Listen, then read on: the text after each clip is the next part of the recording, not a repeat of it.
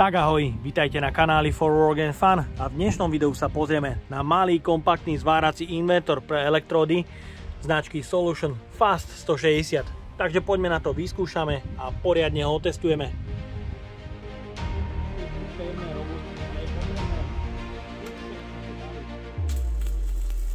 Je to vidieť na 160 A. Je tu ďalšia významná spolupráca so slovenskou značkou Tech Solution, ktorá kedysi v bývalých nitrianskych závodoch vyrábala zváračky do celého sveta. No a do dnešnej recenzie som dostal vzorky. Mám tu samosmievaciu zváraciu kuklu s modelovým označením TS. Ďalej malý kompaktný zvárací invertor do 160 A Fast 160. A pre odskúšanie invertoru som dostal taktiež vzorky elektród. Mám tu rutilky, bazické elektródy a elektródy na nehrdzavejúcu oceľ. Takže poďme na to, odbalíme si invertor Fast 160. Samosmievateľná zváracia kukla je určite povinnou výbavou každého zvárača. Je vhodná pre rôzne metódy, či už obalenú elektródu, MIG-MAG alebo TIG. Predáva sa za 40 € a v balení nájdeme užívateľský manuál a náhradné sklíčka. Je tu plastový trojramenný hlavový kríž a je tu samotná zváracia kukla. Kukla je dizajnovo spracovaná veľmi pekne, je tu tematický motív s rýchlo idúcim autom. Vpredu nájdeme veľký priezor 45x100 mm, sú tu 4 snímače pre čo najrýchlejšie zatmavenie a jeden solárny panel. Z boku je ovládanie DIN stupeň zatmavenia od 9 až do 13, každému môže vyhovovať niečo iné pri svojej metóde zvárania a je tu jeden režim pre brúsenie. Znútra nájdeme možnosť nastavenia senzitivity, oneskorenia a otvor pre výmenu batérie. Pre porovnanie tu mám starú kuklu, ktorú už nepoužívam a ukážeme si rozdiel pred zatmavením, pred zapálením oblúku.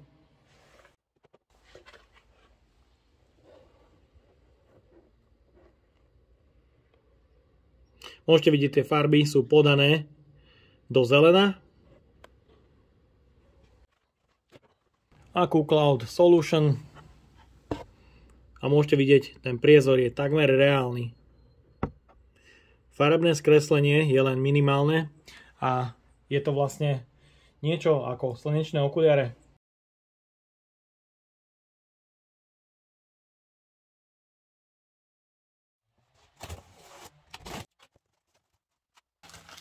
V balení nájdeme užívateľský manuál, štartovací balík elektród, kde nájdeme balíček s rutilovými elektródami a v balení sú elektródy rôznych priemerov. Taktiež sú tu bazické elektródy, tiež rôznych priemerov. Ďalej je v balení zvárací štít, držiak pre zvárací štít. Je tu popruh pre zavesenie zváračky cez pleco, drôtená kefa a kladívko pre oklepávanie strúsky v jednom. V balení sú taktiež kliešte pre uzemnenie. Kliešte sú plechové. Je tu pásik pre čo najlepšie uzemnenie. Konektor pre napojenie do zváračky je to 1025. Kábel je dlhý 3 m a je tu 1x25 mm. Podľa hmotnosti ale ide o hliník. Ďalej sú tu taktiež kliešte pre držanie obalenej elektródy. Kliešte sú celkom pevné, sú robustné, je tu taktiež kábel, ktorý je dlhý 3 m, 1x25 mm a konektor 1025. Myslím ale, že tie káble sú dlhé, ale nie sú medené, čo je škoda. No a v balení je samotný malý kompaktný invertor. Jeho šírka je iba 12 cm, výška zhruba 20 cm bez madla a jeho hĺbka je niekde okolo 35 cm. Nájdeme tu pevné robustné madlo pre jednoduchší transport a je tu možnosť zavesenia popruhu cez pleco. Vzadu nájdeme tlačítko zapnutie, vypnutie, možnosť uzemnenia, sieťový kábel, ktorý je dlhý 160 cm a jeho hrúbka je 3x2,5 mm. Taktiež je tu prieduch od vetrania. Zo spodu zváračky je taktiež jeden prieduch odvetrania a sú tu nožičky pre lepšiu stabilitu, ktoré by ale mohli byť gumové. Ovládací panel z čelnej strany je veľmi jednoduchý, pretože zváračka je určená iba pre zváranie metodou obalenou elektródou. Sú tu prieduchy pre odvetranie, ktoré sú vyformované aj do bočnej strany krytu. Je tu konektor pre uzemňovacie kliešte, konektor pre kliešte držanie obalenej elektródy, taktiež krytka, pod ktorou sa nachádzajú ovládacie prvky stroja, kde nájdeme jeden malý LCD displej a kontrolku prehriatia stroja pre ovládanie ampérov od 20 až do 160 ampérov. Je tu jeden potenciometer.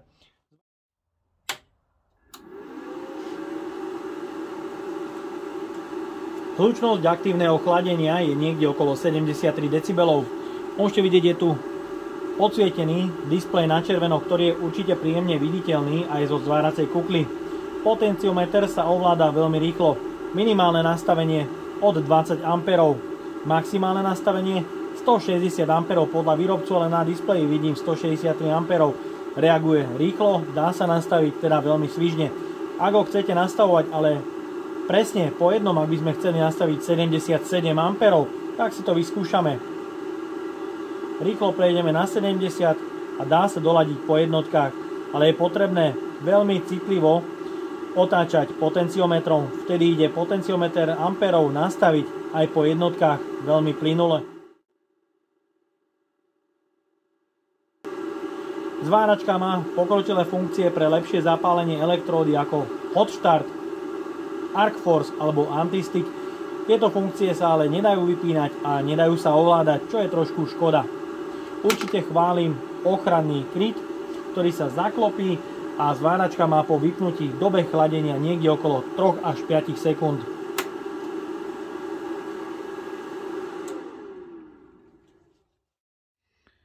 Hmotnosť zváračky so sieťovým káblom je 3520 gramov. Výrobca na štítku o zaťažení uvádza až dve teplotné zaťažovatele, jeden pri 25 stupňovej teplote a ten druhý pri 40 stupňovej teplote. Takže určite chválim aj za uvedenie pri 25 stupňovej teplote, kde sú samozrejme tie hodnoty o niečo vyššie, ale je dobré, že je to uvedené na správnu mieru. Takže pri 40 stupňovej teplote je zaťažovateľ na 100% zaťažení 95 A a na 60% zaťažení 120 A. Mám tu štandardné rutilové elektródy so značením 6013 rôznych priemerov, ktoré sú v kartonovom prevedení. A taktiež som dostal bazické elektródy 7018, ktoré sú ale zabalené špeciálne. Môžete vidieť VACPAC. Je to vynikajúce balenie elektród, s ktorými sa stretávate hlavne u profesionálnych značiek. Napríklad ESAB vyrába taktiež takéto balenie, ktoré je zabalené vákuovo. A myslím, že je toto budúcnosť pre elektródy, pretože tieto elektródy môžete kúpiť aj 10-15 kg a ak nenačnete balík, tie elektródy sú stále ako nové. Takže oproti kartonovému prevedeniu je toto topka. Pre odskúšanie zváračky do 160 A som si pripravil rôzne elektródy, či už tie, ktoré som dostal od výrobcu rutilové alebo bazické od 2 do 3,2 mm. Na minimálnom nastavení 20 A odskúšame porovnať zapaľovanie elektródy rutilovej a bazickej.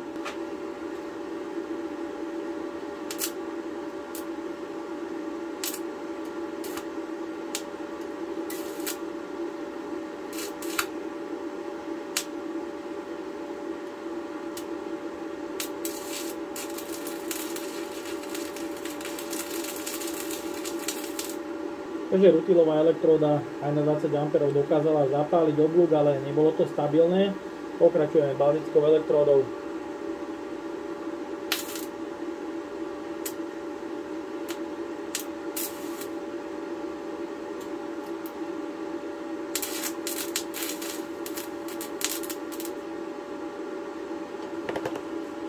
Je teda vidieť, že obidva typy elektród zapalujú už od 20 A, ale samozrejme na 20 A oblúk nemôže byť stabilný.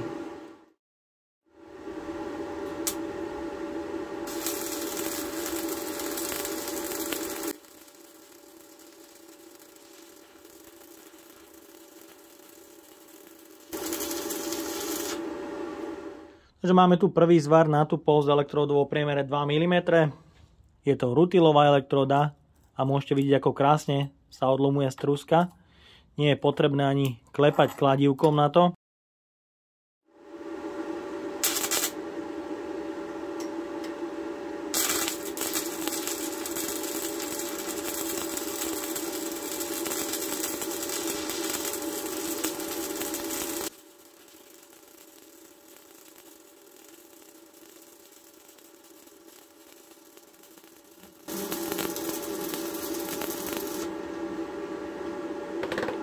Ďalšia elektróda bola taktiež rutilová, je to vidieť. Rutilová elektróda o priemere 2,5 mm horela po celej dĺžke taktiež veľmi stabilne.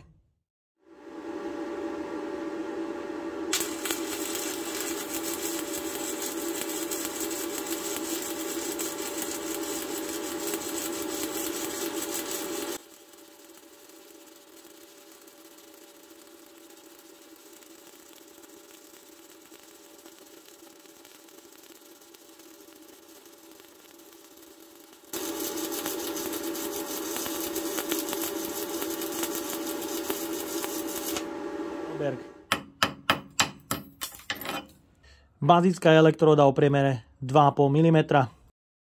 Horela po celej dĺžke zvaru na 75 A veľmi pekne a stabilne.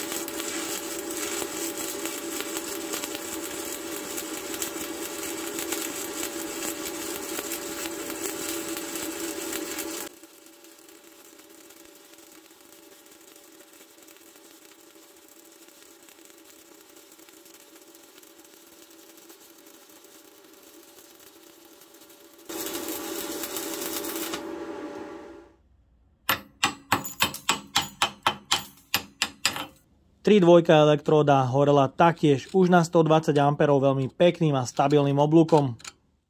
A taktiež dnes určite nevynecháme štandard, ktorý bežne používam pri testovaní zváračiek. Najdostupnejšie elektródy od ESABu EB121, bazické, a taktiež vyskúšame zvárať nehrdzavejúcu oceľ.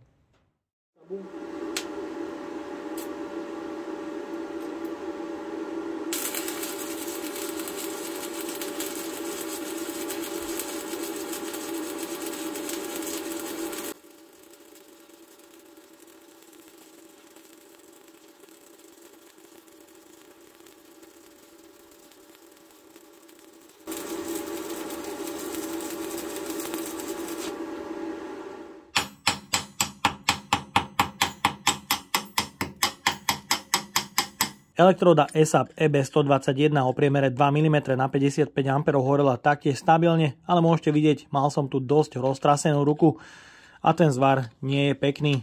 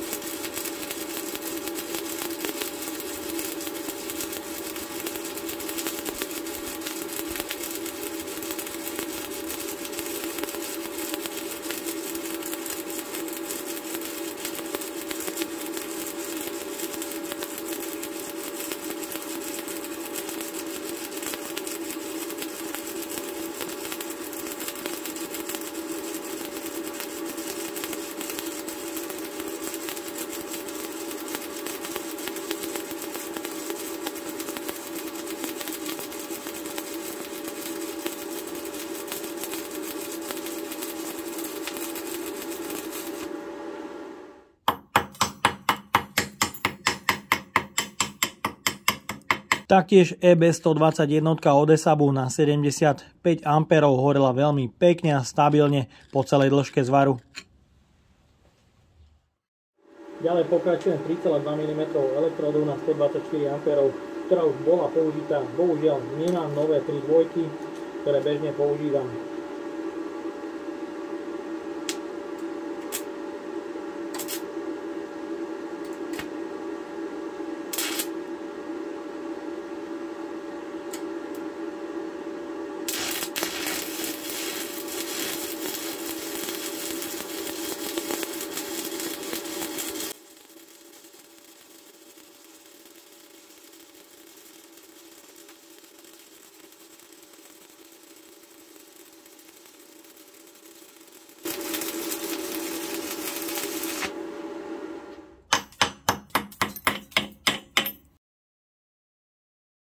Priemer 3,2 mm na 125 A horela veľmi pekne a stabilne po celej dĺžke zvaru. Taktiež vyskúšame zapáliť elektródu o priemere 4 mm, ktorá už bola zapálená a bola samozrejme nevhodne uskladnená. Takže poďme na to. Invertor ale nie je určený na elektródy do priemeru 4 mm, preto nastavujem maximum 160 A.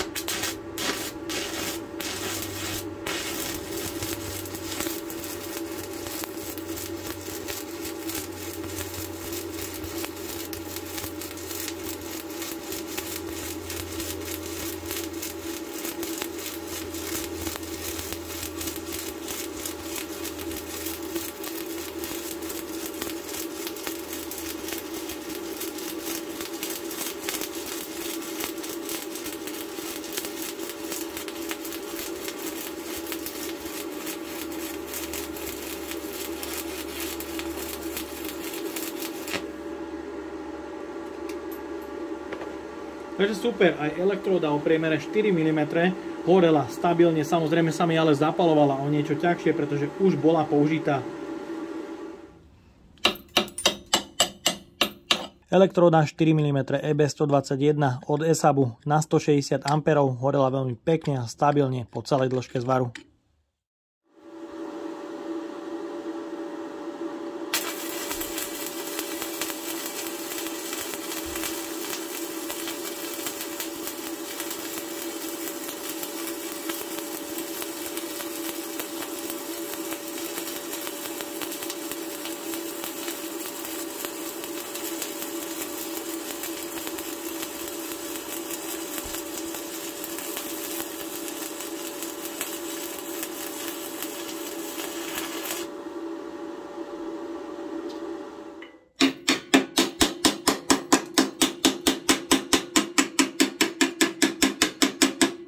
Elektróda 2,5 mm na nehrdzavajúcu oceľ horela na 95 A veľmi pekne a stabilne po celej dĺžke zvaru.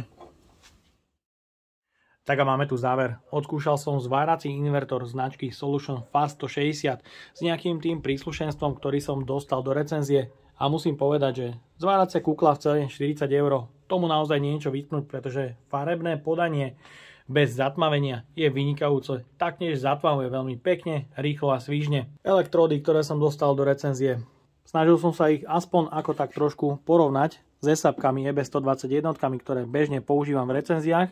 Môžete vidieť, prvé dve sú rutilky a následne ďalšie dve sú bazické 2 a 3.2 elektróda. A môžete vidieť medzi tými elektródami takto na pohľad nie je takmer žiadny rozdiel, takže ako alternatíva, lacnejšie riešenie nákupu bazických elektród môžem doporučiť. No a čo sa týka samotnej zváračky Fast 160, zapalovala už od 20 A, sa snažila zapáliť a udržať oblúk. Mohli ste vidieť, aspoň to tam škrtalo. A zváračka už od 50 A drží veľmi pekný a stabilný oblúk až do 160 A, kde bez problémov zvládla elektródu o priemere 4 mm, na čo absolútne nie je stavaná. Takže za výkon má určite palec hore. Taktiež sa mi páči, že štítok na zaťažení má až dva typy zaťažovateľov, takže výrobca nezavádza, čo je fajn. A jediné, čo by som tejto zváračke v cene 130 € tak trošku vypichol, je, že káble, ktoré sú v balení. Áno, sú 3-metrové, ale sú to hliníkové káble, takže určite odporúčam upgradeovať za medené a vtedy tá zváračka bude zvárať ešte o mnoho lepšie. A jediné, čo by som jej naozaj vypichol, je, že ak máte na sebe hrubšie rukavice a chcete doladiť potenciometer s amperami, je to trošku obťažné, pretože ten je dosť citlivý a musíte naozaj veľmi pomaličky otáčať potenciometrom, aby ste ampere doladili na presne. No a ja dúfam, že sa vám dnešné video a spolupráca so značkou Solution páčila a zváračku FAST 160 dávam do zlosovačky pre tých, ktorí podporujú kanál pomocou účtu alebo PayPal účtu, ktorý neustále dávam dole do popisu pod video. Neustále to prizvukujem a tí, ktorí ma podporujú, majú z toho aspoň nejaký ten benefit, majú šancu vyhrať, zúčastniť sa z losovania o hodnotné ceny. Zatiaľ tam mám performance vrtačku s maximálnou silou 80 Nm, reťazovú pílu, práve túto zváračku a jedno veľké prekvapenie v hodnote 200 €, ktoré sa dozviete už čoskoro. Takže ja dúfam, že sa vám dnešné video a spolupráca so značkou Solution páčila. Ak by ste ma aj vy chceli podporiť finančným príspevkom, dole do popisu vkladám link na PayPal Donate. No a odo mňa je to na dnes všetko. Ak sa vám toto video páčilo, dajte like, potvrďte odber a zvonček, aby vám už neušlo ďalšie video. Ahoj!